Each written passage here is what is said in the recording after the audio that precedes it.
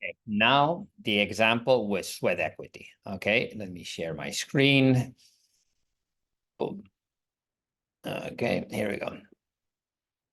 Okay, important. Here we saw the example without any kind of sweat equity, but sweat equity has to be accounted for, especially in smaller companies, because if not, the efforts and rewards are not correctly accounted, and people are going to lose motivation.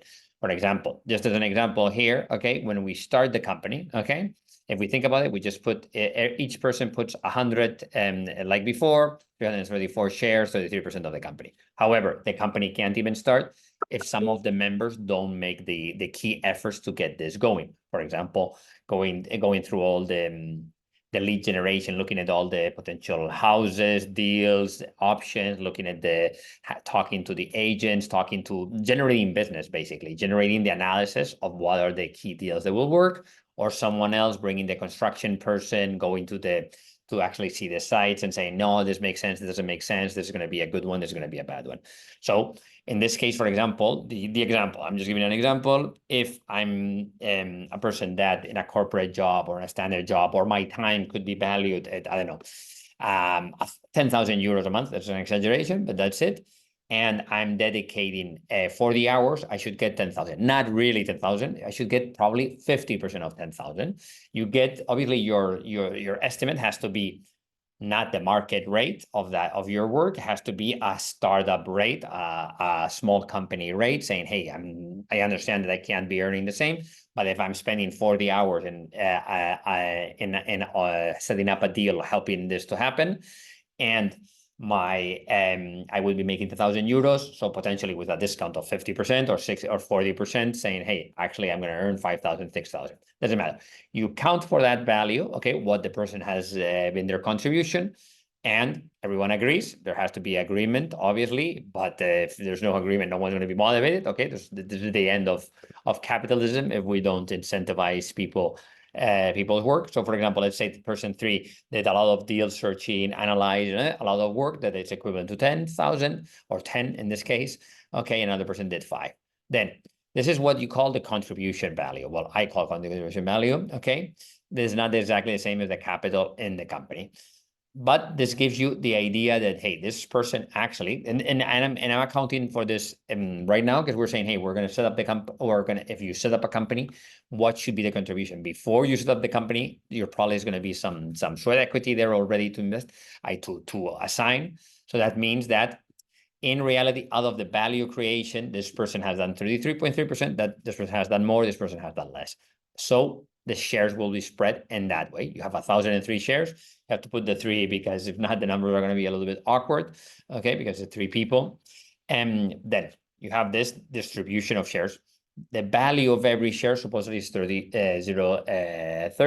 cents, okay, because you're basically dividing the number of the value of the company, the value, not the contribution value, okay, because that's just a theoretical way of seeing the value, okay, divided by 0, and divided by the number of shares, you have 30. Okay, important. Then when you move forward, and I'm going to take this, I'm going to move this a little bit up. Okay, when you move forward, the company has 1 year of life, gets, let's say, a profit of 30. That means that there's a yield of 10%. If the company were to close right now, you are talking about 10%, and spread out the money, everybody would get a value equivalent to 10%. Okay.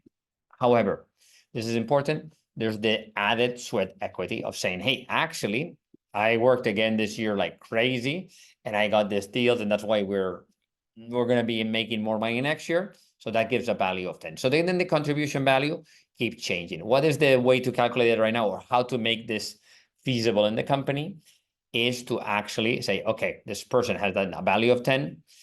How many additional shares should we give this person for their contribution? And this is where you calculate basically the number of shares by saying, hey, this is the previous value of shares. Shares in a company, I mean, it can be divided, can be increased, can be reduced, okay? And in this case, we're saying, hey, you divide the 10 by the price of the share, and you have the amount of new shares, 33 new shares. So the percentage of the company would change again, because this person would have the 350 shares plus 33, so 383. The other people will have the same amount of shares, but if there are more shares, their percentage goes down. Then when you look at the yield in euros, okay, there will be a variation because this person is making 32.3%. If the company were to split and everybody gets their money back, they would get 9.7 euros. This person would get 9.2 euros. This person would get 11.11 euros. If you look at the initial cash investment, okay, the number goes down. You're like, oh, actually, I'm making a little bit less than the 10%. I'm making 9.6. This person is making 9.2, 11%. That is versus yield versus the cash investment, okay, versus cash. Cash. And then I'm going to show you yield versus value, okay? Yield versus value, because your time dedicated to making this company successful is time you're not dedicating to doing something else. So as simple as this, you take this by the value, okay? You see, actually, as this person has generated a bit of value because they did sweat equity, actually they're getting even less. And when you look at this, okay, you're going to be seeing, what is this happening?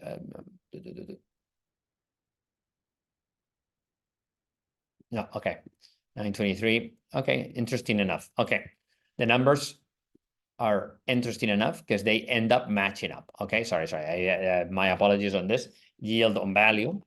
In reality, the yield on value is the same. Okay, why? Because we're accounting for this person saying, okay, this contribution is giving me additional value, and I'm going to match it up. So obviously, we're getting a little bit less than 10%. Why? Because the value of the company or the additional contribution are actual money or opportunity cost. So the company in reality has obtained a little bit less, but that's split equally.